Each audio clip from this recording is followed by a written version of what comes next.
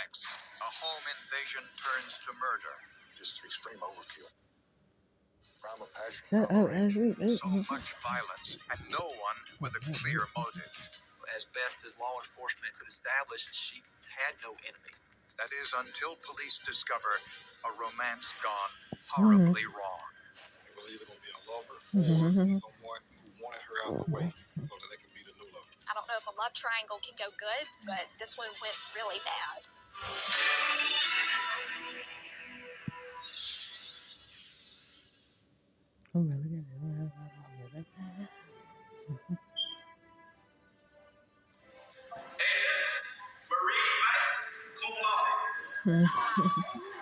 Life couldn't have been better for Avis Banks.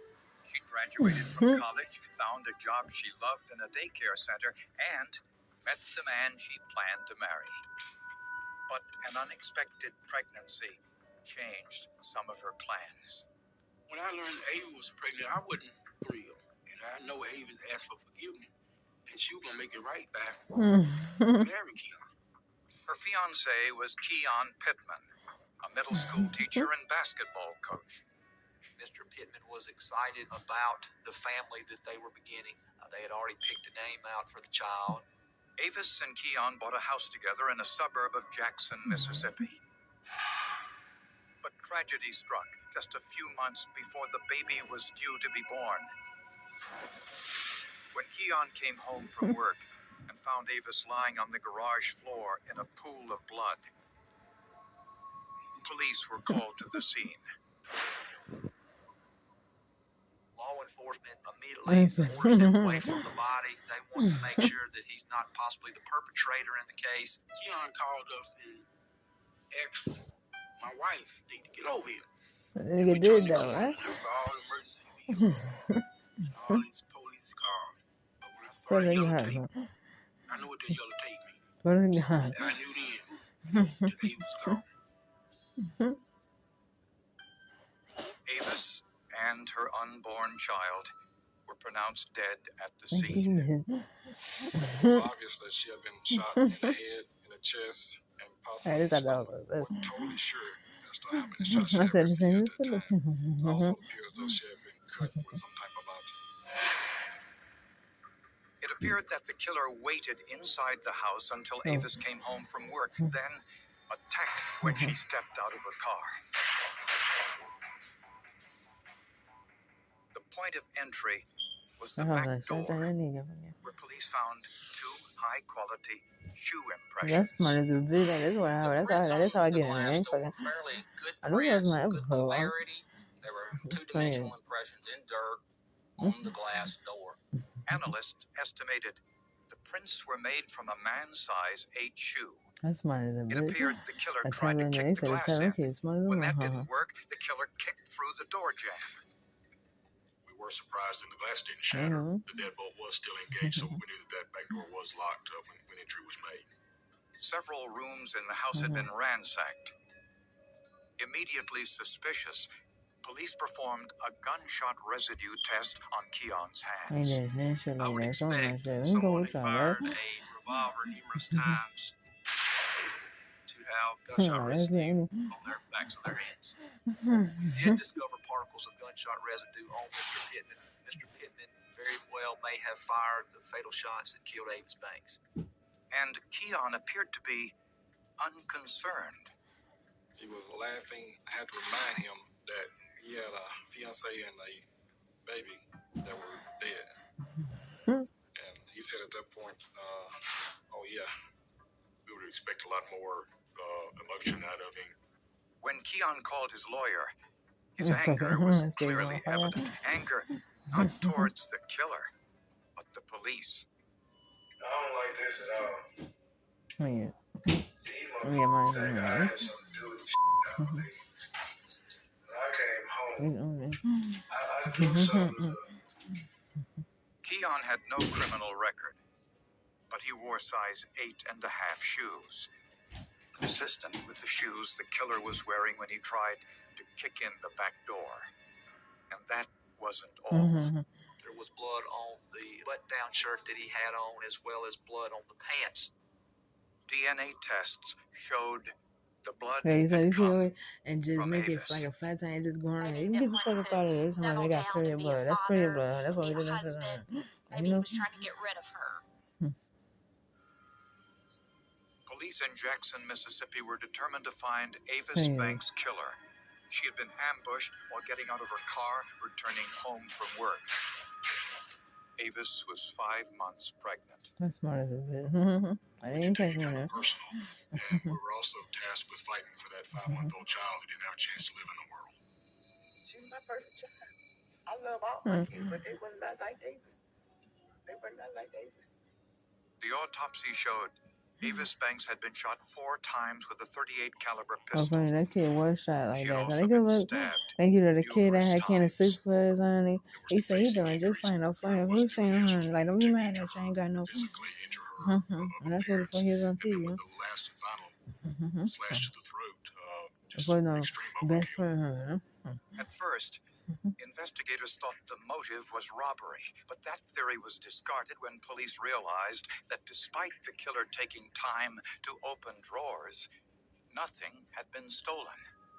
To us, the scene itself appeared to be staged. We didn't find anything of value that was missing from the house. When police interviewed Avis's fiancé, Keon Pittman, they found blood on his shirt. DNA tests showed the blood was Avis's. And the neighbor told That's police my an the interesting tuna. detail That's really. that Keon always parked his car in front of the house and entered through the front door. But the night of the murder was different. This particular day, he raised the garage door when he got home. We believe he knew that Avis was laying in the garage. And the background check revealed Keon was a player. Keon Pittman was a womanizer. He had other girlfriends as well. He had a lot of girls he was playing at the time. One of the women was 30-year-old Brenda Martin, the mother of one of the boys on the basketball team Keon coached. Miss Martin and Mr. Pittman were in the early stages of a relationship. That was in the form of flirting, telephone calls, text messages, things of that nature. Brenda Martin had no desire to I talk told to him that police. shit. That shit scared him off. Brenda didn't want to have anything to do They with said, this damn. whole situation Oh, because she God, was to be married. quiet. She was Hold on, married okay. with children. Brenda denied any involvement in Avis's murder, and she had an alibi for the time of the crime. We didn't find anything with her that would put her at the scene, phone records or anything. Brenda wasn't Keon's only love interest. Another was Carla Hughes, the 25-year-old cheerleading coach who worked at the same school with Keon. They said, oh, shit. Apparently, they had been less than discreet with their relationship. They've been seen kissing several times in the restaurant, so I knew her to be at least more than a friend. Carla Hughes was the one that he was the most involved with, that he had, I guess, the most serious relationship and that he was seeing basically on a daily basis. Carla Hughes was a former beauty pageant contestant and the single mother of a 3-year-old son. When questioned by police, she adamantly denied the affair. He's not a boyfriend. He's just a friend. Of a guy. And nothing sexual with him. Nothing. No, nothing. I can understand why Carla Hughes was lying initially. She didn't want to be in the mix of someone that just been murdered. People may have saw us being affectionate towards each other. But at the most, they may have just saw a little kissing. But as far as just like this full out blown romantic love affair, that's not what it was. It really wasn't. Carla denied any involvement in Avis Banks' murder and was an unlikely suspect, but she didn't have an alibi for the time of the murder. Investigators believe the murder took place shortly after Avis returned home from work.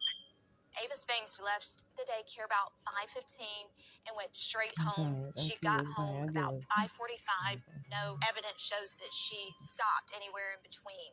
And the murder occurred somewhere between 5:45 and 6 o'clock that night. Witnesses said Keon was at school running basketball practice at that time. And his cell phone records confirmed he was at the school between 5:30 and 6 p.m. We had the witness statements, but this again was independent verification from a separate source that he was in fact at basketball practice and he was miles away from the crime scene at the time. We believe But Carla's cell phone records What a show god. something else. those records show that a little after 5:30 and then again at roughly 6:05 That's what I guess so. I that told her, Miss who Hughes doesn't want was in that? that area. She was in the area at the same time that the murder occurred. And who was she calling? Keon Pittman. Police had two suspects in the murder of Avis Banks.